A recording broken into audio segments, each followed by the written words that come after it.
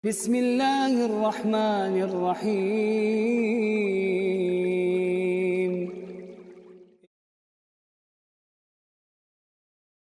Pertemuan kita pada sesi ini akan melanjutkan pembahasan tentang bagaimana membangun sebuah keluarga yang memiliki kesejiwaan. Satu model keluarga yang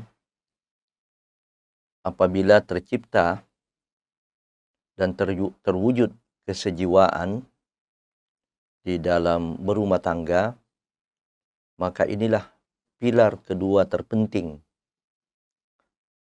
dari sebuah keluarga yang sakinah, mawaddah, warahmah. Kita telah mengkaji 5 langkah untuk mewujudkan kesejiwaan keluarga atau kesejiwaan pasangan suami istri. 5 langkah itu yang pertama adalah membangun saling pengertian di antara pasangan suami istri. Kemudian langkah yang kedua adalah saling membuka diri di antara pasangan suami istri. Yang ketiga adalah berdamai dengan dinamika dalam berumah tangga. Yang keempat adalah ibda binafsik, memulai dari diri sendiri. 3 langkah yang disebutkan tadi itu, jangan kita menunggu dari pasangan kita, tapi kita memulai dari diri kita sendiri. Kemudian yang kelima, pada pertemuan yang lalu kita telah membahas tentang langkah yang kelima, yaitu terimalah pengaruh daripada pasanganmu. Terimalah pengaruh dari pasanganmu. Sekarang kita akan masuk pada langkah yang keenam. Merelakan diri untuk berubah. Ini adalah merupakan langkah penyempurna dari langkah sebelumnya. Langkah sebelumnya meniscayakan untuk menerima pengaruh dari pasangan kita. Nah, untuk melengkapi langkah ini, maka kita harus merelakan diri untuk berubah. Sebab konsekuensi daripada pengaruh pasangan adalah kesiapan kita untuk berubah. Mari kita lihat kenapa kita harus berubah. Kenapa kita harus merelakan diri untuk berubah. Suami harus merelakan diri untuk berubah. Boleh jadi itu adalah karena pengaruh daripada istrinya. Demikian juga sebaliknya, seorang istri harus merelakan diri untuk berubah.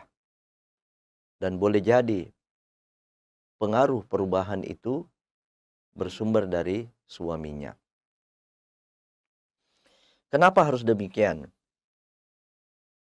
Tentu kita kembali kepada logika daripada sebuah keluarga yang sejiwa, keluarga yang sudah tercipta chemistry.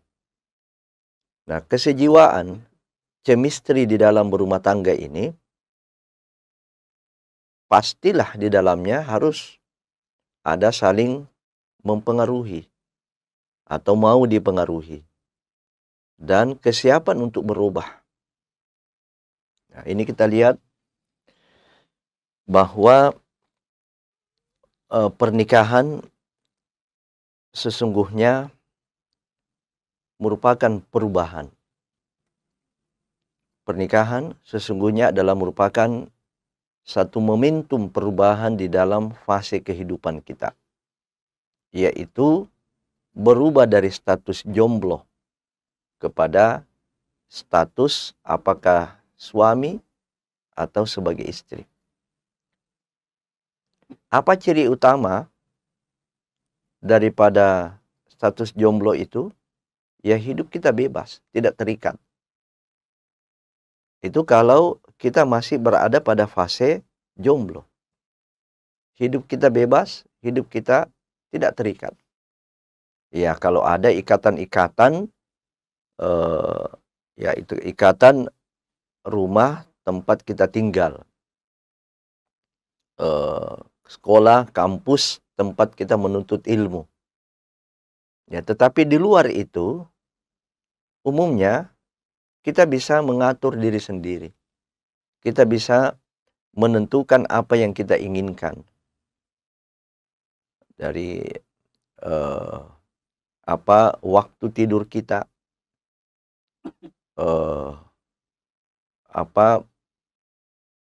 waktu kita berada di luar rumah, apa yang kita kerjakan di luar rumah, waktu kapan kembali ke tempat domisili, itu kita masih bebas. Gaya hidup kita, apakah gaya hidup boros, gaya hidup glamor, itu masih bebas. Tetapi apabila kita sudah masuk dalam jenjang pernikahan, inilah fase di mana kita harus menyadari diri, status kita bukan lagi jomblo. Kita bukan lagi orang yang menyendiri, yang bisa menentukan apa yang kita inginkan, apa yang kita harapkan, tetapi dalam fase berkeluarga, kita ada ikatan-ikatan. Kita tidak boleh memenuhi apa saja keinginan dan harapan kita tanpa kita memperhatikan pasangan kita. Ya, sebab apapun sikap yang kita pilih, apapun gaya dan cara hidup yang kita pilih, itu akan berpengaruh, akan berimplikasi kepada pasangan kita. Pola hidup glamor, pola hidup boros misalnya dari seorang istri, yang itu adalah merupakan bawaan ketika dia masih jomblo, itu tidak selamanya sesuai. Tidak selamanya harus diteruskan ketika dia sudah berkeluarga. Ya, kalau suaminya memiliki kelapangan di dalam nafkah, dalam rezeki, itu pun bisa merusak dinamisasi daripada hubungan kekeluargaan. Ya, kenapa? Sebab pola hidup boros misalnya, ini tentu implikasinya kepada keuangan keluarga. Nah, kita harus merelakan diri untuk berubah. Nah, kemudian yang kedua, suksesnya langkah ini dalam rangka mewujudkan kesejiwaan keluarga, harus kita rela meninggalkan sifat egoisme dan sifat egosentris. Apa itu egoisme? Yaitu satu prinsip hidup yang menjadikan semua keinginannya harus tercapai.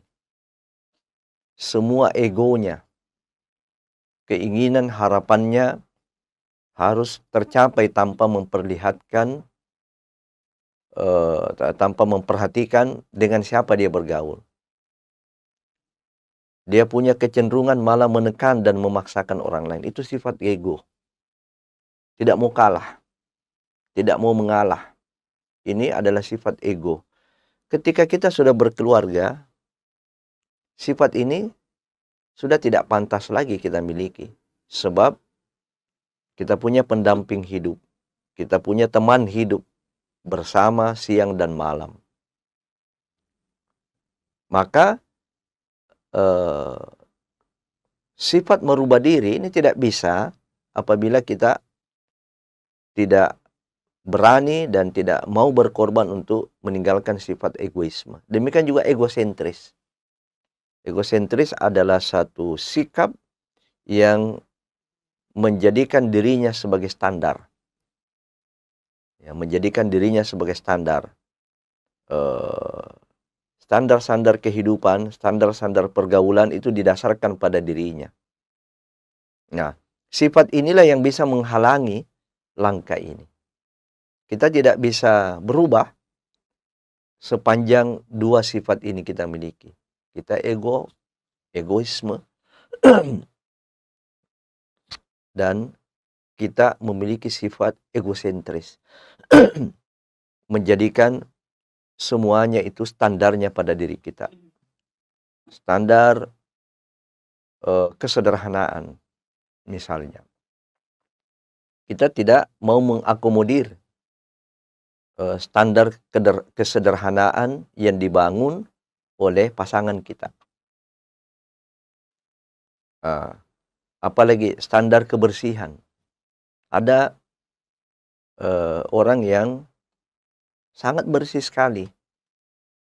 Nah, ketika standarnya ini dia jadikan sebagai standar sentris di dalam standar dirinya, maka ini juga bisa mengganggu kenyamanan pasangan. Ya, karena kebersihan, kerapian itu sifatnya relatif. Ya, tergantung siapa yang menerapkan kebersihan itu. Ada standar kebersihan yang sangat detail, semua tidak ada. Ya, katakanlah seperti orang Jepang. Tidak ada sedikit pun kotoran. Nah, namun ada juga yang standarnya tidak sampai di situ. Yang penting bersih, ya, dalam hal-hal yang sifatnya umum, yang sifatnya global. Maka ini kita harus merelakan diri untuk berubah. Merubah standar, ya, menurunkan standar. Kalau standar kita terlalu tinggi, kita turunkan. Nah, kemudian yang ketiga, tujuan daripada merelakan diri untuk berubah ini adalah temukan jalan tengah. Ini adalah merupakan sasaran, tujuan daripada langkah merelakan diri kita untuk berubah adalah di dalam rangka untuk menemukan jalan tengah. Ya, menemukan titik temu. Ya, titik temu sehingga melahirkan entitas baru dari keluarga kita. Melahirkan identitas baru, ya, dari keluarga kita. Demikianlah hakikat daripada kesejiwaan itu. Bersatunya dua insan yang berbeda, lalu kemudian menyatu menjadi sebuah pasangan, menjadi sebuah identitas baru, hasil daripada saling mempengaruhi dan hasil daripada kesiapan untuk saling berubah. Kemudian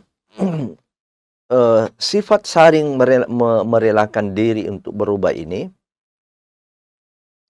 pada hakikatnya akan sukses, akan berhasil ketika kita rela meninggalkan kebiasaan-kebiasaan negatif maupun kebiasaan yang mengganggu kenyamanan pasangan. Nah, inilah sebenarnya juga inti dan hakikat daripada perubahan. Kita mau berubah terhadap kebiasaan-kebiasaan kita yang negatif ketika masih jomblo. Kita punya kebiasaan yang negatif. Maka kebiasaan kita apabila mengganggu yang lain, apabila mengganggu pasangan kita, ini kita harus evaluasi. Apalagi memang kebiasaan itu sudah eh, cenderung kepada dosa, ya cenderung kepada maksiat. eh, itu artinya kita telah menghadirkan neraka di dalam keluarga kita. Kita telah menghadirkan faktor-faktor yang menyebabkan keluarga kita tidak akan mencapai keluarga yang sakinah, mawaddah, warahmah. Demikian juga kita harus eh, menghilangkan hal-hal yang mengganggu kenyamanan pasangan. Nah, inilah pentingnya, ya, dan rambu-rambu bagaimana kita merelakan diri untuk berubah. Kemudian mungkin ada pertanyaan, apa saja yang harus berubah? Apa saja yang harus berubah? Ya tentu tidak semua kita rubah. Ya, sehingga kita betul-betul menjadi manusia yang super baru. Tapi yang berubah di sini tadi kembali kepada standar kebiasaan buruk, kebiasaan yang negatif. Kemudian yang kedua, bisa saja ada kebiasaan itu positif tapi mengganggu pasangan. Ya, maka di sini kita lihat yang harus berubah dari setiap pasangan, dan semua harus merelakan diri untuk berubah, yaitu kebebasan dan keterikatan. Jadi kita tidak berada lagi pada fase kehidupan yang serba bebas. Kebebasan kita dibatasi. Ya, ekspresi kita, cita-cita kita, harapan kita, gaya hidup kita itu sudah tidak bebas. Sebab kapan kita bebas, ini bisa mengganggu kita punya pasangan. Sebebasnya saja kita pulang rumah di tengah malam. Karena mungkin itu kebiasaan kita di waktu masih jomblo. Kita pelesiran di luar rumah pada malam hari, kita mau pulang jam 12 malam, kita mau pulang jam 2 malam, ya. Itu tidak masalah mungkin ketika kita masih jomblo. Ya, tetapi apabila kita sudah berkeluarga, ini sudah tidak cocok lagi. Ya, bagaimana kita mau membangun sebuah keluarga yang kuat, keluarga yang bersenyawa, kalau kita tidak merelakan diri kita untuk berubah dalam hal kebiasaan-kebiasaan buruk. Di sini sudah ada keterikatan, ya.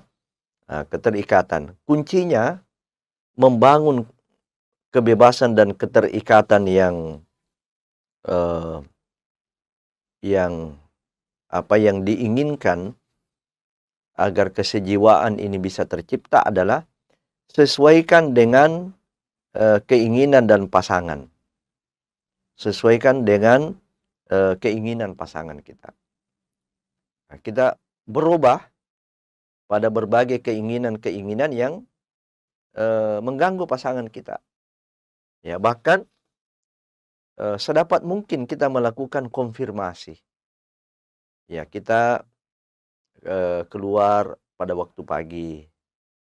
Kemudian selesai aktivitas di luar, kita harus kembali ke rumah, lalu kemudian kita singgah di mana, dalam waktu berapa lama, ini sebaiknya kita konfirmasi. Kita konfirmasikan. Ya, sebab adanya perubahan-perubahan yang tanpa konfirmasi,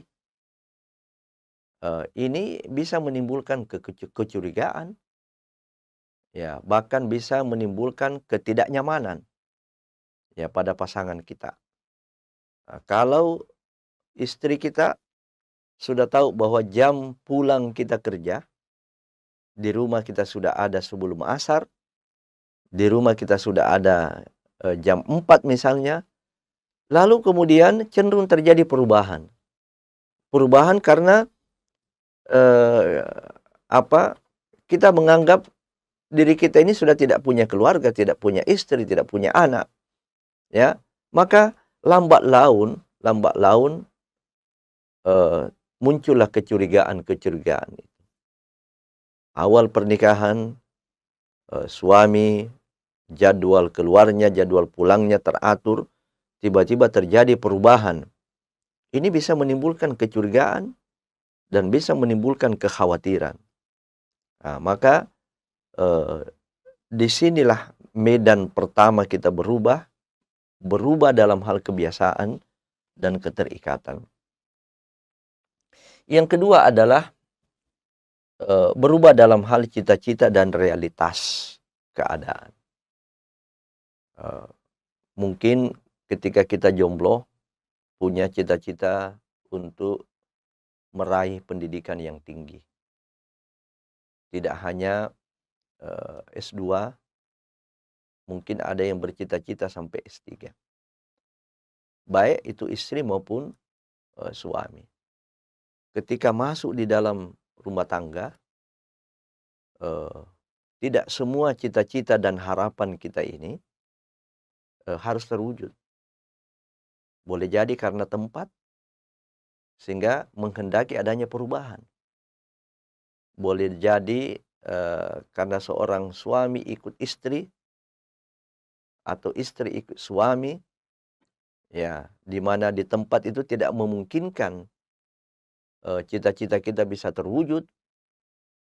Persoalan tempat, juga persoalan kondisi,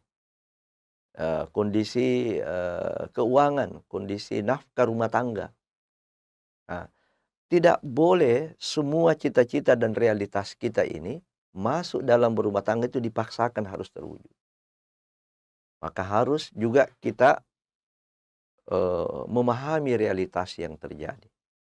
Al-Quran sendiri memang selalu memotivasi kita untuk meraih cita-cita yang tertinggi, untuk selalu merengkuh harapan-harapan yang ideal. Namun Al-Quran juga tidak menafikan adanya perubahan-perubahan kondisi.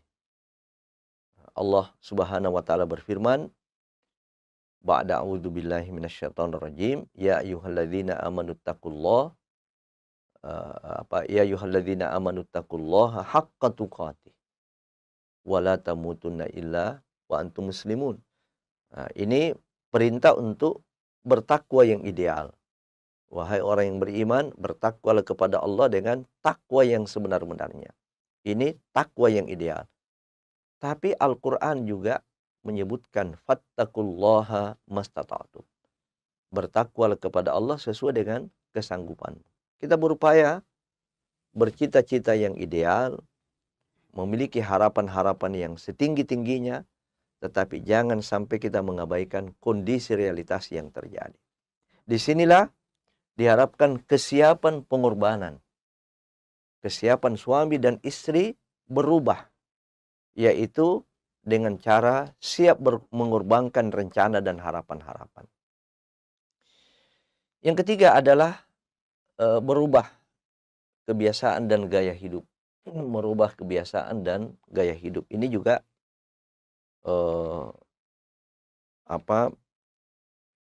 perkara yang harus kita siap berubah. Suami istri harus siap berubah kebiasaan dan gaya hidup.